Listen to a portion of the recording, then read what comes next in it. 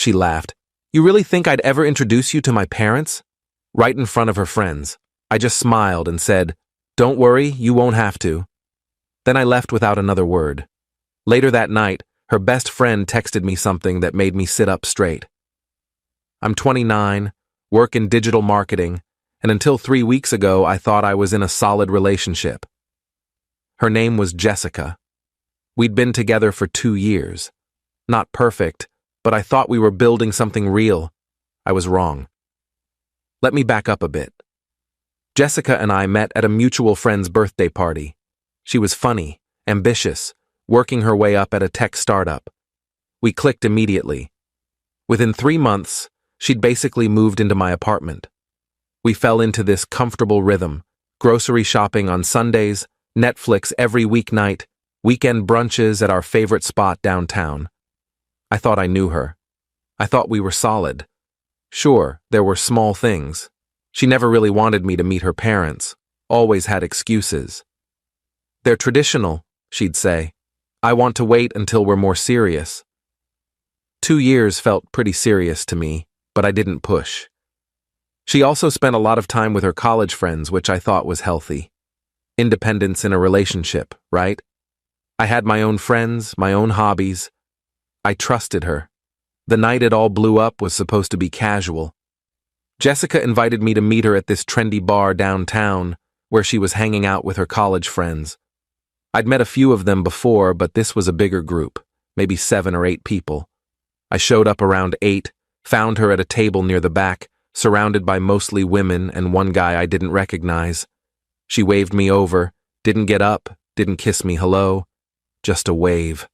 First red flag I ignored.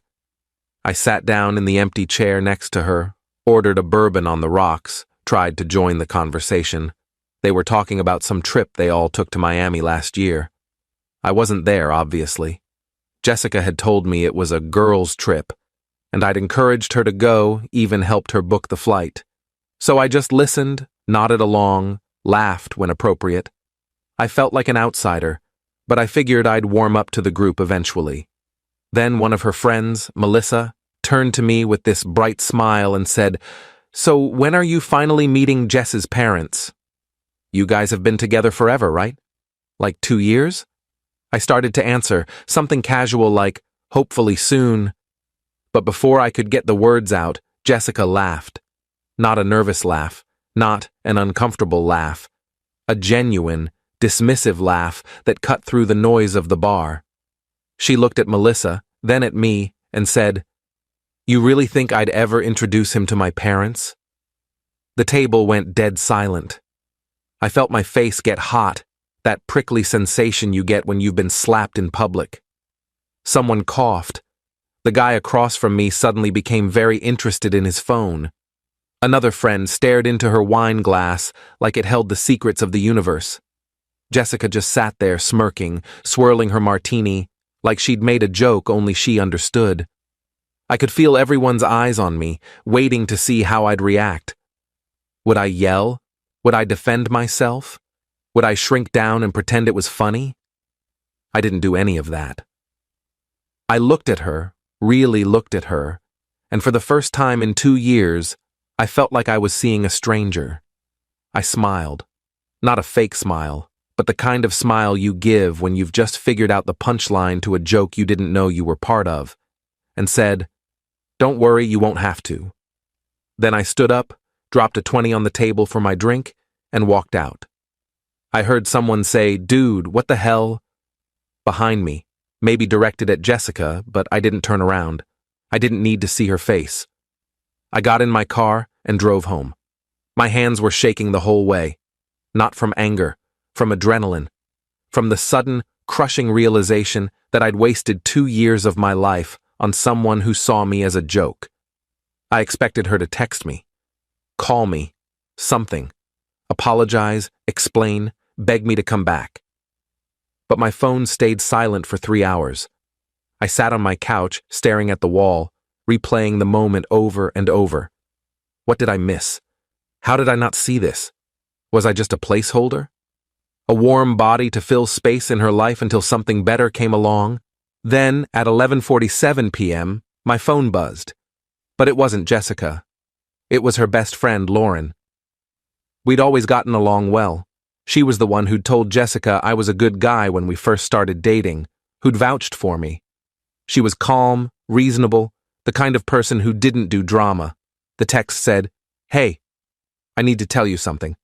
Can you call me?" I stared at that message for a full minute before I called her. My stomach was in knots. She picked up on the first ring. "Hey," she said. Her voice was tight, shaky, like she'd been crying or was about to.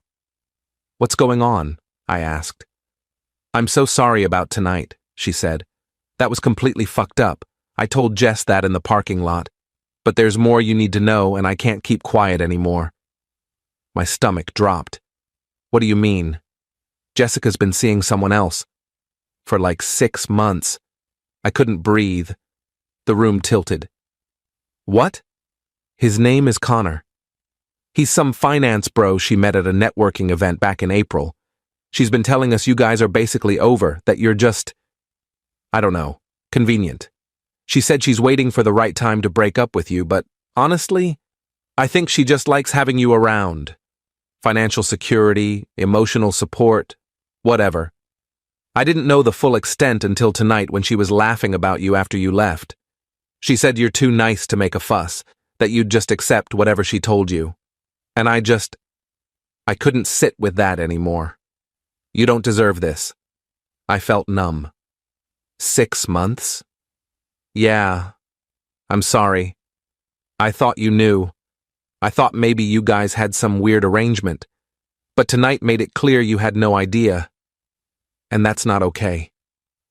I thanked her. I don't remember what else I said. My brain was static. I hung up and sat there in the dark until 3 in the morning, just processing. 6 months, half a year. All those nights she said she was working late, all those weekends with the girls, all those times she'd been distant or distracted. She'd been with him. Then I started planning. Update 1, Jessica finally texted me the next afternoon. "Hey, can we talk? I think you overreacted last night." Overreacted. Like I was the problem. I didn't respond. Instead, I called my buddy Marcus, who works in IT security. I asked him a hypothetical question about shared cloud storage and whether someone could access another person's backups. He explained it to me. Turns out, Jessica and I had been using the same iCloud family plan for over a year to save money, her idea, ironically, which meant I technically had access to her photo backups if I knew her login, which I did because she'd used my laptop 100 times and her password was saved. I'm not proud of what I did next, but I was hurt and angry and I needed to know the truth. I logged in, and there it was. Hundreds of photos. Her and this Connor guy. Vacations I thought she took with work friends. Romantic dinners. Hotel rooms with rose petals on the bed. There was even a photo of them from 2 months ago at what looked like his family's lake house, both of them in matching Christmas sweaters, his arm around her waist, her leaning into him with the kind of smile she used to give me. I felt sick. I downloaded everything. Then I logged out and cleared my search history like I was committing a crime. She called me that night. I didn't pick up. She left a voicemail, her voice sweet, almost annoyed. "Look, I'm sorry I embarrassed you. I was drunk and stupid. Can we please just talk? I miss you." I texted back. "We can talk tomorrow. Coffee at Brewed Awakening, 2 p.m. She replied immediately, "Okay. Thank you. I love you." I stared at those 3 words. I love you. Did she? Had she ever?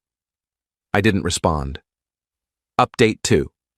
She showed up 15 minutes late, wearing the blue sundress I'd bought her for her birthday. She sat down across from me, smiling like nothing had happened, like she hadn't humiliated me in front of her friends, like she hadn't been living a double life. "Hey," she said, reaching for my hand across the table. "I'm really sorry about the other night. I don't know what I was thinking. I was drunk and being stupid." I pulled my hand back. "Tell me about Connor." Her face went white, literally drained of color. "What?" "Connor. The guy you've been seeing for 6 months. She opened her mouth, closed it, opened it again. Who told you that? Does it matter? It's not what you think, she said, and I almost laughed, because that's what they always say. We're just friends. Stop. I pulled out my phone, opened the photos folder, and slid it across the table. I have about 300 photos that say otherwise. Her hand shook as she picked up the phone.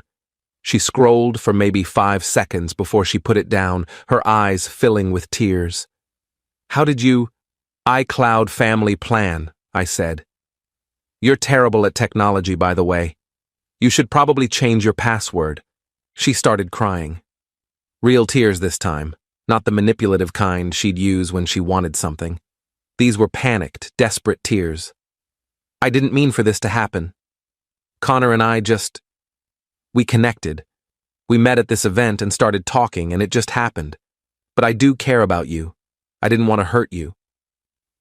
You didn't want to hurt me, I repeated slowly. But you humiliated me in front of your friends, spent 6 months lying to my face, and let me think we had a future together while you were planning your life with someone else. I was confused, she said. I didn't know how to end things with you. You're so good to me. You're stable and kind and convenient, I finished for her. That's the word Lauren used. Convenient. She flinched. She had no right. She had every right, I said. She's a better friend to me than you ever were a girlfriend. We're done, Jessica. I want you out of my apartment by the end of the week. I'll stay at Marcus's place until you're gone.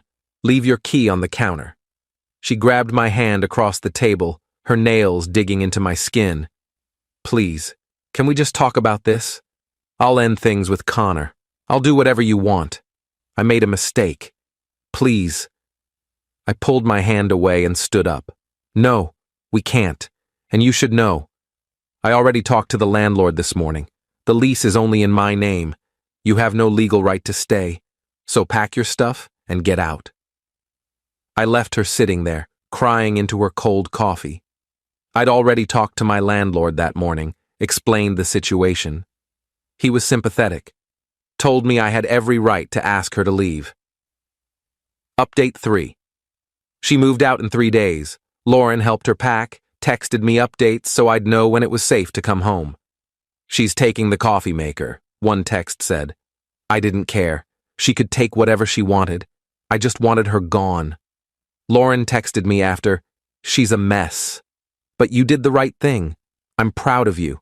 I blocked Jessica on everything. Phone, social media, email. I even blocked Connor, though we'd never spoken and never would. I needed a clean break, a fresh start, no reminders. 2 weeks later, Lauren texted me again. Are you sitting down? My heart sank. What now? Connor broke up with Jessica. I actually laughed out loud in the middle of the grocery store. Why? Apparently he didn't know she was still in a relationship with you. She told him you guys broke up last year, that you were just roommates finishing out a lease. When he found out the truth, I think someone from our group told him, he lost it, called her a liar and a cheater and blocked her on everything. Karma, I said, and I meant it. There's more, Lauren said. She tried to go back to her parents' house. They kicked her out. What? Why? Her mom found out about the whole thing. Jessica's parents loved you, by the way. They thought you were going to propose. Her mom had been asking about you constantly. When they found out what Jessica did, her mom told her she was embarrassed to call her her daughter. Said she didn't raise her to be a cheater and a liar. I didn't know how to feel about that. Part of me felt vindicated, like the universe was balancing the scales. Part of me just felt sad. Sad for the time I'd wasted. Sad for the person I thought Jessica was. Sad for the future I'd imagined that would never exist. Final update. It's been 3 weeks since I walked out of that bar. Jessica's apparently staying with Melissa now, the same friend who asked the question that started everything. I heard through Lauren that she's been trying to reach out to me through mutual friends, asking if I'd give her another chance, saying she's learned her lesson and grown as a person in 3 weeks. I won't. Last week, I went on a date with someone new. Her name's Rachel. We matched on Hinge. She's a 4th-grade teacher, loves hiking, has a golden retriever named Pepper. On our first date, we talked for 3 hours and closed down the restaurant. On our second date, she asked me, "So when do I get to meet your friends? I want to know the people who are important to you." I smiled and said, "Whenever you want." She squeezed my hand across the table and said, "Good answer." I'm not healed yet. Some days I still think about Jessica, about what I missed, about how someone can lie to your face for 6 months and sleep next to you at night. I think about all the signs I ignored, all the red flags I explained away because I wanted to believe we were happy. But I'm getting there, and I know now what I won't accept.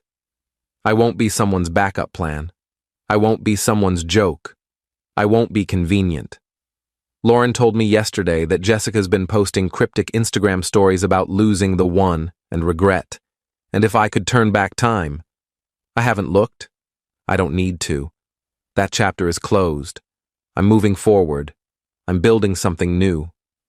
And honestly, I've never felt lighter.